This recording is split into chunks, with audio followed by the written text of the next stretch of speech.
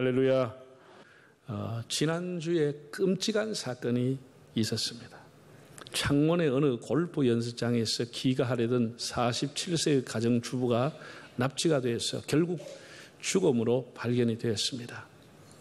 경찰이 범인을 공개 수배해서 사건 발생 한 열흘 만에 주범을 체포했습니다. 별 인연이 있는 사람도 아닌데 돈 몇 푼 때문에 사람을 죽였습니다. 여러분, 우리가 늘 살아가면서 조심해야 될 것이 많지만 정말 사람을 조심해야 되고 이 사악한 사람을 조심해야 됩니다. 우리 주변에 아주 악한 사악한 사람들이 있습니다.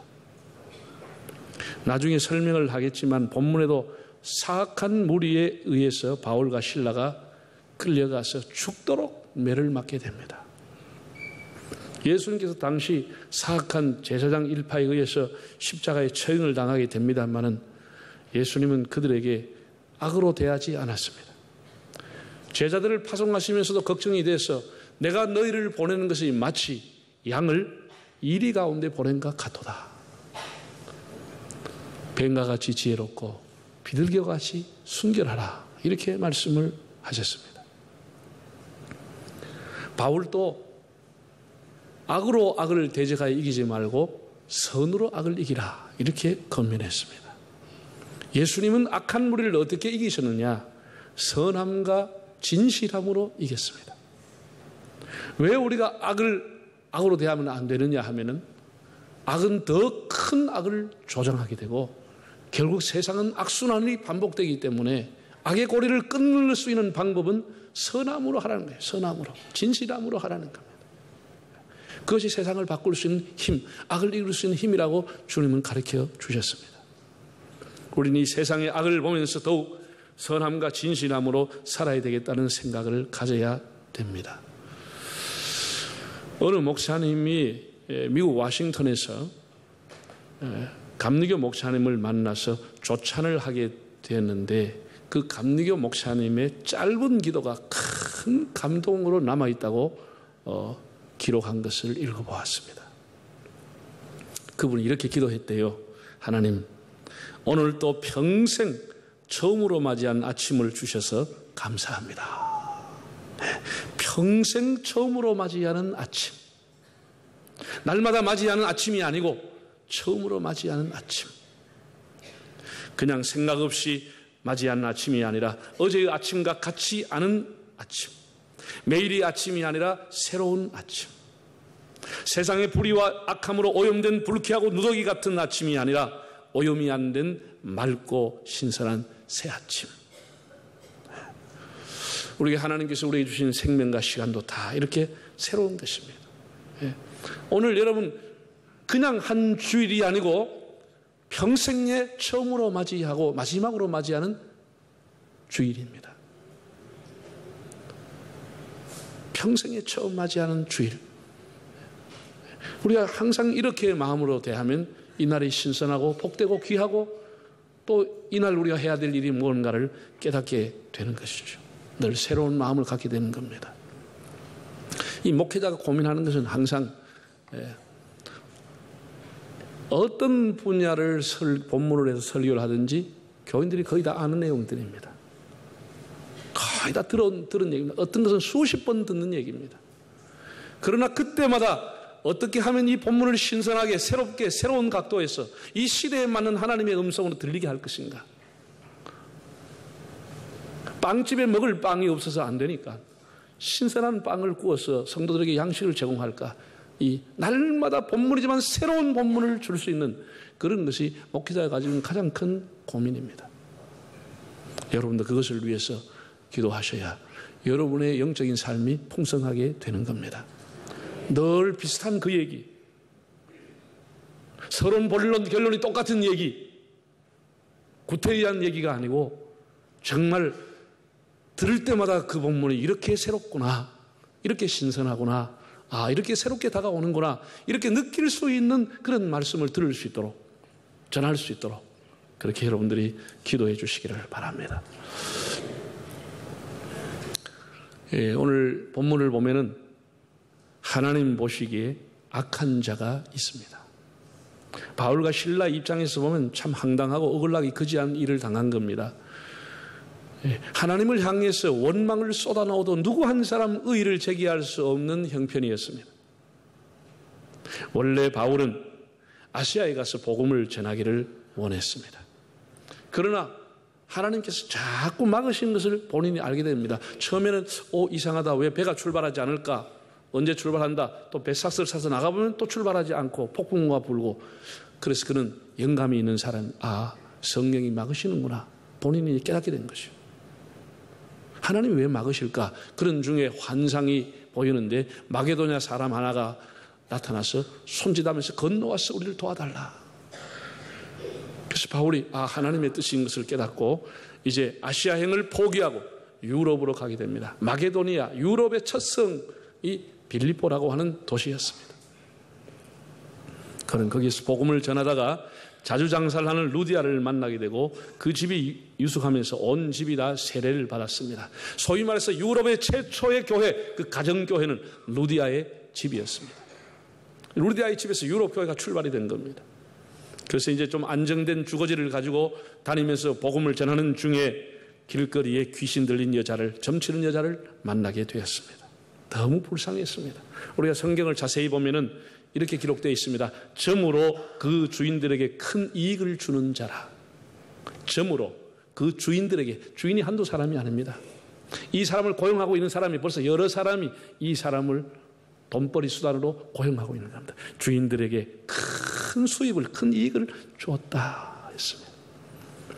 용하게 점치는 여인을 몇 사람이 공동으로 관리하면서 돈벌이 수단으로 사용을 했던 것입니다. 인격이라고 하는 것은 아예 없고 그저 원세이처럼 곰처럼 돈 벌어주는 짐승 취급을 한 겁니다. 얼마나 바울이 안타깝겠습니까? 그래서 예수 그리스도의 이름으로 명하노니 귀신아 떠날지어다. 그래서 정상으로 이 여인이 돌아왔다는 겁니다. 여러분 보세요. 이 고용주라고 하는 사람들이 사람이었다면, 그리고 일말의 동정심이라도 있었다고 하면은 정말 다행스럽다. 어떻게 이렇게 깨끗하게 나왔나? 정말 놀라운 일이다. 이렇게 해줘야 마땅하지만은 아주 사악한 무리였습니다. 자기들의 수입의 근원이 끊어진 그것만 생각하고 화를 내고 주변의 사람들을 선동을 해서 바울과 실라를 개 끌듯이 끌고 가서 아고라라고 하는 강장으로 가서 절차도 재판도 없이 갈리들과 짜서는 낯선 사람이 우리 도시에 와서 이상한 풍속을 전한다는 죄명을 씌워서 묻지도 따지지도 않고 얼마나 두들겨 패는지. 그리고도 성이 차지 않아서 착고에 채워서 감옥에 넣어버렸습니다. 기가 막힌 일이죠. 오직 돈을 배로 삼고 살아가는 폭력적이고 사악한 무리를 만난 겁니다. 이 사람은 손에 칼이 없다는 것뿐이지 살인강도보다 더 무서운 악한 사람들이었어요. 사람이 돈밖에 보이지 않으면 이렇게 타락하는 것이죠. 사람이 사람으로 안 보이는 겁니다. 다 돈 버는 기계, 돈 버는 수단. 사람이 짐승이 돼버리고 마는 거예요. 짐승처럼 자기 눈에는 보이는 거예요. 돈 벌어주는 사람으로.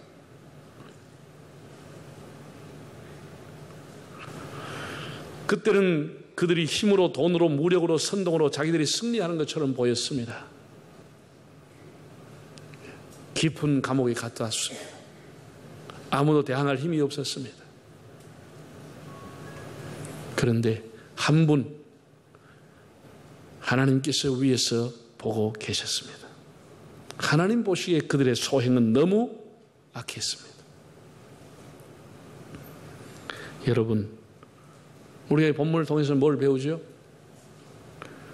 하나님으로 의해서 내가 창조가 되었듯이 타인도 다 하나님에 의해서 창조가 된 사람들입니다. 내가 인격적으로 인간적인 대우를 받기를 원한다면 타인도, 상대도 당연히 인격적인 인간적인 대우를 해야만 하는 것입니다. 이 아주 기본적인 것을 우리가 무시하고 사회생활을 할 수 없는 겁니다. 내 배를 불리고 내 배를 채우기 위해서 남의 인생을 착취하고 짐승처럼 취급해서는 안 되는 겁니다. 그건 하나님이 보고 있는 것입니다. 우리 예수 믿는 사람들은 반드시 두 가지가 기본이고 이 두 가지 기본을 지켜야 하는 겁니다. 경천애인이라고 하는 거예요. 하나님을 경외하고 사람을 사랑하라고 하는 것. 성경의 가르침이죠. 네가 마음을 다하여 여호와를 사랑하고 그리고 네 이웃을 사랑하라. 이것이 모든 율법과 선지자의 강령이라고 했어요. 이 핵심, 기본이라고 했어요. 여러분이 교회에 와서 영성 훈련을 받고 제자 훈련을 받고 사역 훈련을 받고 수십 년 동안 교회 안에 설교 듣고 훈련 받지만 그 내용은 하나님을 사랑하고 이웃을 사랑하는 것 그 외에는 벗어난 게 없습니다. 교회 모든 교육의 결론은 뭡니까? 하나님을 사랑하고 사람을 사랑하라는 것.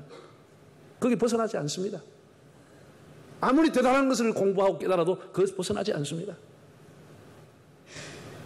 이것이 기본입니다. 이 기본은 끝까지 우리가 지키는 겁니다.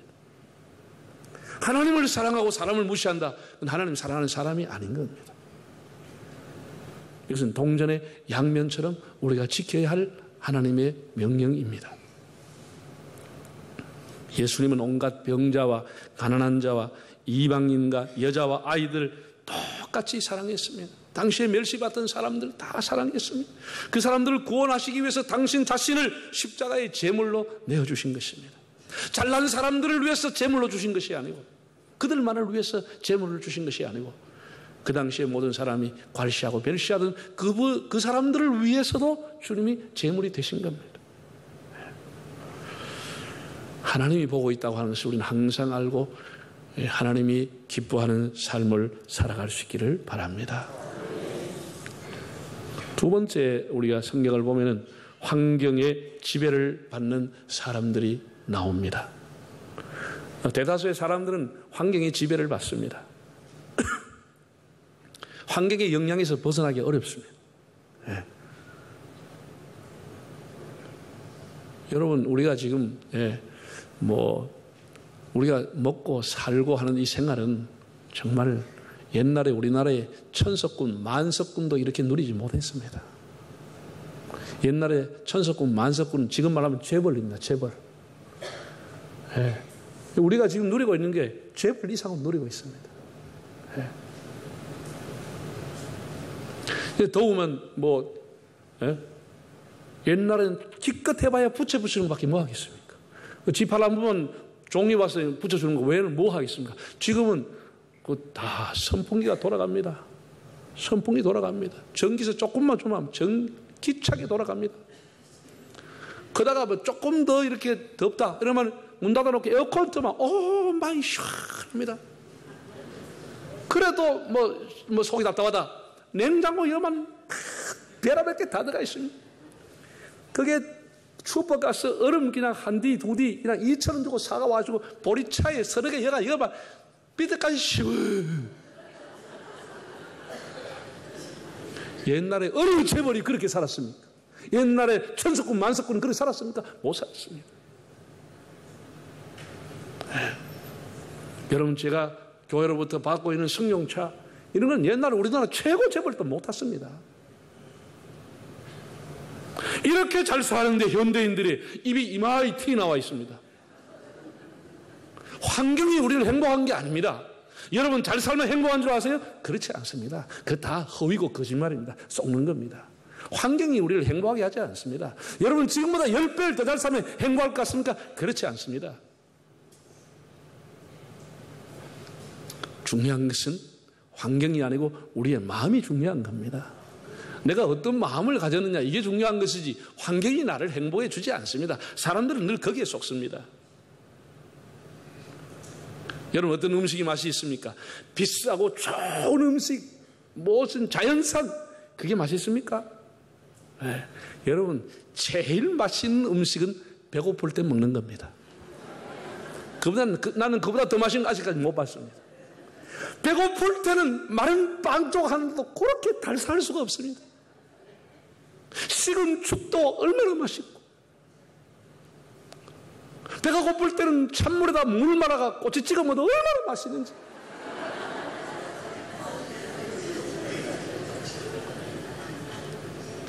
제가 늘 얘기하죠. 제일 맛있는 것은 첫째는 배고플 때, 두 번째는 누구와 먹느냐, 누구와 밥을 먹느냐가 중요한 것이지 뭐를 먹느냐가 중요한 게 아닙니다. 정말 꼴도 보기 싫은 사람하고 앉아 밥 먹으면 밥이 넘어가겠습니까? 누구와 먹느냐 이게 중요한 겁니다. 여러분, 우리가 마음이 중요한 거예요. 마음이 하나님 앞에 떠나 있는 사람은 감사할 수가 없는 거예요. 네? 여러분, 바울과 실라가 처해 있는 환경을 한번 보세요. 환경을 보세요. 이게 감사가 나올 만한 환경입니까? 한번 22절부터 25절 한번 읽어보겠습니다.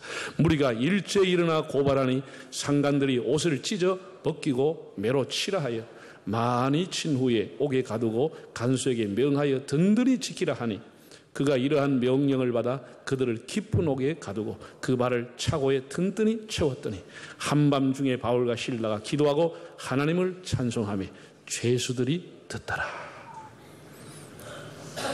우리가 일제히 일어나 고발했다는 거예요. 이 선동하니까 사람들은 이제 군중 심리에 끌려가지고 와, 원인도 모르게 그냥 다 같이 데모하고 고발한 거예요. 다 때려 죽이자. 저런 나쁜 놈 죽여야 된다. 그냥 이유도 모르게 사람들이 군중 심리에 이용당하는 거예요. 그래서 그 옷을 입혀고 때리는들 그 옷이 얇지만은 그 옷까지 찢어 벗겼다고 그랬어요. 사람에게 완전히 모면을 주는 거예요. 옷을 찢어버리고 벗긴 거예요. 그러니까 때리면 어떻게 돼요? 많이 쳤다고 그랬어요. 몽둥이를 치면은, 여러 번 치면은 살점이 뚝뚝 몽둥이에 붙어 나오는 거예요. 옷이 없으니까. 얼마나 많은 고통을 당했을까. 네? 많이 치고, 그리고 깊은 옥에 가두었다. 발을 착고에 든든히 채웠다. 그 기절 하나하나가 너무 고통스러운 조건, 너무 괴로운, 이걸 대변하고 있지 않습니까? 한밤중에 그들이 뭔 잘못을 했기에 개처럼 끌려가서 이렇게 두드려 맞고 착고에 매여가지고 이렇게 있어야 하는지. 예? 착고라고 하는 것은 제수의 발을 채우는 형구인데 그 발을 착고와 연결해 놓았으니 편안히 누울 수도 없는 거예요. 누울 수도 없어요. 여러분, 우리 조선시대 중죄를 지은 사람, 대역죄를 지은 사람, 목에 뭐를 채웠어요? 목에 칼을 갖다 채웠어요. 목에 이 넙떡한 칼을 갖다 채워가지고 이 사람 눕지도 못하는 거예요. 이것 때문에 눕지도 못하는 거예요. 이 무거운 거를 차고 졸려 앉아 있는 거예요. 졸려 앉아. 착고를 갖다 묶고 놨으니까 바울이 눕지도 못하는 거예요. 그것도 발을 쳐들고 이렇게 했으니까 눕지도 못하는 거예요. 이런 악조건 속에서 모든 제수들이 들을 수 있는 목소리로 바울과 실라는 기도하고 하나님을 찬송을 했습니다. 참 놀라운 일이죠. 사람은 대부분 다 환경의 지배를 받아 살아가고 환경의 영향을 받는데 도대체 무엇이 이들로 하여금 기도와 찬양을 하게 했을까? 무엇이? 한밤중에 찬양했다는 겁니다. 여러분, 한밤중이라고 하는 것이 뭘 상징하지요? 절망을 상징하는 겁니다. 고통과 아픔과 핍박과 서러움과 억울함과 분노와 절망과 평생을 귀신 덮여 살고 있던 여자를 고쳐준 것이 칭찬은 고사하고 무슨 살인강도 맞은 페르나처럼 취급을 당하고 짐승처럼 취급당해서 재판 절차 없이 이렇게 착고에 묶여서 벽에 기대지도 제대로 놓지도 못하고 있는 그들이 그 입에서 저주가 나오고 원망이 나와도 시원치 않은 판에 그들이 하나님 앞에 기도하고 찬양을 올렸다는 거예요. 모든 제수가 들었다고 했어요. 제수와 간수가 다 들었다고 했어요. 그럼 제수와 간수만 들어요? 하나님이 그것을 보고 듣고 계신 것입니다. 하나님이 듣고 보고 계신 거예요. 제가 이 설교를 준비한 생각해 봤습니다. 구약에 나오는 요셉이라고 하는 사람, 창세기, 다윗이라고 하는 사람이 겪었던 그 고통, 주기철 목사님, 손양원 목사님이 겪었을 핍박과 고통, 이분들의 공통점이 뭐지요? 심한 고난과 핍박 중에도 인생의 한밤중에도 환경의 지배를 받지 않고 오히려 환경을 바꾸어가며 하나님을 찬송했다고 하는 사람들입니다. 정말 위대한 종들입니다. 위대한 종들입니다. 여러분 잘 들으세요. 바울과 실라가 감옥에서 깊은 바다에서 하나님을 찬송했어. 그때는 그 옆에 있는 제수만 들었어요. 하나님이 역사하니까 그의 찬송과 기도 소리가 나중에는 빌립보 성을 덮는 거예요. 빌립보 성을 덮었어. 나중에는 데살로니가 성을 덮었어. 그 옆에 있는 에베소를 덮었어. 골로새를 덮었어. 히아라폴리, 라오디기아를 덮고 온 유럽과 로마를 바울의 찬송소리로 다 덮어버렸어. 풀벌레 소리처럼 덮어버렸어. 우리가 하나님 앞에 바로 믿음으로 깨닫고 하나님을 바로 섬기고 하나님을 찬송하며 살면은 처음에는 여러분 한 사람의 노래소리밖에 안 나와. 조금은 여러분의 아들, 딸, 자녀가 다 같이 찬송하게 되는 것이에요. 조금 그만 사촌, 육촌이 이웃 사람이 하나님 앞에 돌아온 거예요. 우리 주변과 우리 마을이 하나님 앞에 돌아오는데 풀벌레처럼 하나님을 찬양하시기를 바랍니다. 여러분이 위대한 사람이 못 되더라도, 사자 같은 위대한 사람이 못 되더라도 우리가 풀벌레가 되어서 곳곳에서 우리의 처진 자리에서 하나님을 찬양하면 온 도성이 하나님을 찬양하는 소리로 덮게 되는 것입니다.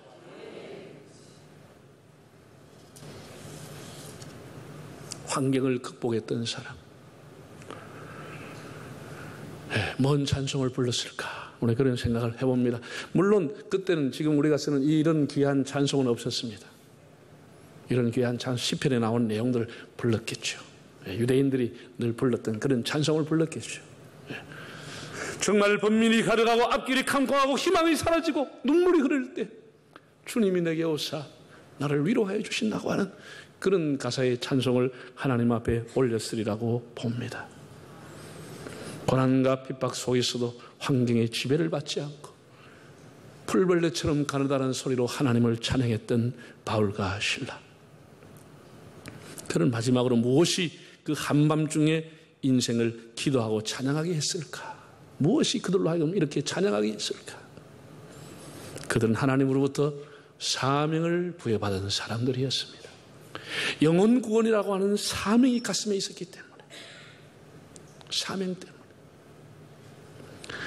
억울하다고 감옥에서 큰 소리 치지 않았습니다. 재판의 정당한 절차를 밟아달라고 요구하지 않았습니다. 우리를 풀어달라고 요구한 것이 아니고 그들의 가슴에 구원의 불이 있었기 때문에 하나님을 찬양을 한 것입니다. 아시아로 향하려던 발걸음을 가로막으시고 유럽으로 보내셨던 하나님의 뜻이 무엇인지, 이렇게 착고에 채우시는 하나님의 섭리는 무엇인지, 하나님 뜻이 뭘까? 하나님 앞에 기도하며 찬양을 했습니다. 만약에 그들이 그날 기도하면서 빨리 이 감옥을 나가게 해달라고 기도했다면 옥문이 열리고 착고가 풀어지는 동시에 나가야겠죠. 그들이 나가지 않은 것을 보면 빨리 나가기를 위해서 기도한 것이 아니고 하나님의 구원의 뜻이 어디에 있는가를 기도했으리라고 봅니다. 그런 보통 사람의 기도와 달랐습니다. 빨리 감옥에서 나가게 해달라고 기도한 것보다는 우리를 이렇게 하시는 하나님의 뜻이 어디에 있는지, 이런 고난과 핍박을 통해서 하나님이 하시고자 하는 일이 무엇인지를, 그 일을 나타내시기를 원해서 기도했던 바울과 실라의 그 깊은 믿음을 보게 됩니다. 붙잡혀가고 매를 맞고 감옥에 착고에 매이고 그럴 때는 마치 하나님이 외면하고 안 계신 것처럼 보였습니다. 그러나 바울과 실라는 하나님이 자기들과 함께하고 있음을 확신했습니다. 하나님은 졸지도 주무시지도 아니하고 자기들을 지켜보고 있음을 확신했습니다.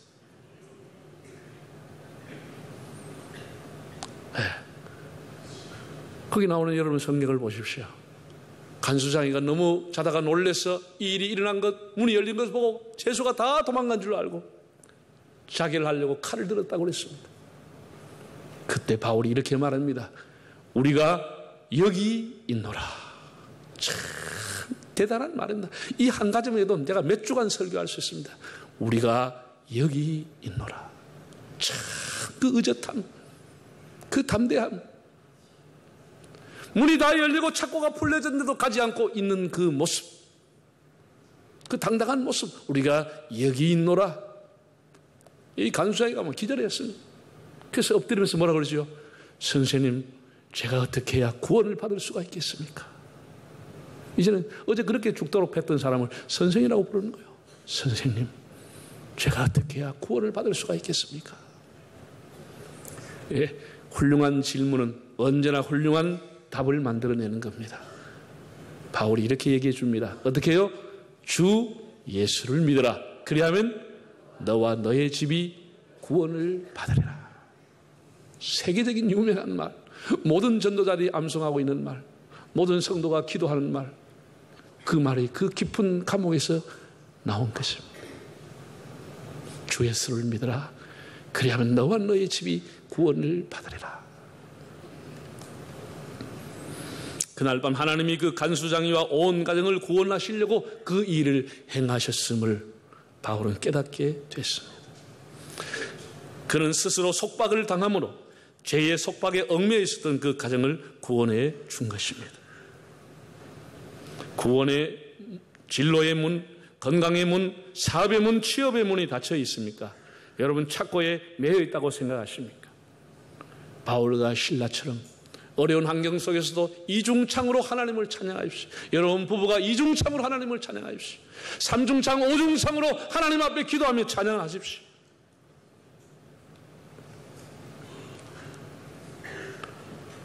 기도와 찬양만이 닫혀있는 하늘문을 열게 하는 것입니다. 사랑하는 여러분, 맡겨주신 사명, 맡겨주신 소명의 자리에 하나님 앞에 기도하고 찬양을 합시다. 세상은 악의 무리가 많습니다. 낙심하거나 절망하지 마십시오. 내가 여기 있노라 바울의 말처럼 내가 있는 이 자리 내 삶의 터전에서 우리가 위대하고 큰 자는 못 되더라도 풀벌레 소리가 되었어 각자의 재능과 소리로 하나님을 찬양할 수 있기를 바랍니다. 그러면 하늘에 계신 하나님께서 내 인생에 찾고 풀리지 않은 찾고 내 인생 우리 가정 한밤중에 찾고도 열어주실 날이 올 것입니다. 너무 환경에 얽매이지 말고 날마다 주시는 새로운 날, 날마다 주시는 새로운 생명, 그 신선함을 가지고 하나님을 찬양하는 삶이 되시기를 바랍니다.